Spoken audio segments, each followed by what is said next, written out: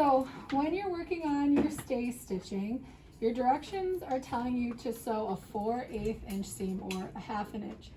Honestly, you can do 3/8, you can do 4/8, as long as it's less than 5/8, which is going to be the actual seam allowance, so that when you eventually sew your stay stitching to the lining or the facing, that stay stitching kind of disappears because you don't want it to show on the outside of your garment.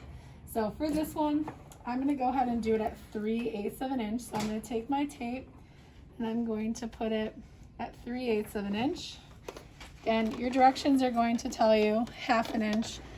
You can do it at 4/8 as well. I like to do it at 3/8, so I'll just do it right there. Then what you're going to do is on your neckline, okay, I've identified where the center is, and all I'm going to do is I'm going to sew a 3/8 of an inch seam allowance to the center, and you don't even have to back stitch at the beginning and the end, okay? So I'm just going to start by lining up, okay? Another tip when you're doing 3/8 is that the outside of the presser foot is also 3/8. So if you keep the curve where you're sewing it right next to the presser foot, you're going to sew 3/8. So that's another reason I like to do 3/8 for this skill versus 4/8. Okay, as long as it's smaller than 5/8, she'll be good. So you don't need to back stitch. I'm just going to press on the pedal. You do need to use your hands to make sure that the curve is staying at that 3/8 right over here where it's actually sewing. Okay, once you get close to that center, you're just going to stop.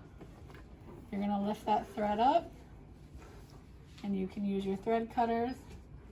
They actually gave us new thread cutters, so I have to put them on still. Okay, you can cut your threads like so. It should be nice and consistent from that top edge, 3/8 if you checked with your hem gauge. And then the easiest thing to do, because now we're going to come from the other side, is to just flip it over and do the exact same thing. So I'm just going to go 3/8. Don't stretch your fabric out as you're going. Just feed it into the machine. They should meet in the middle. You don't need to back stitch.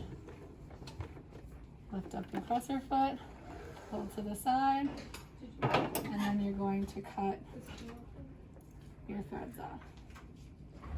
If you wanted to back stitch, it's not that big of a deal, but you don't need to because it's not holding anything together.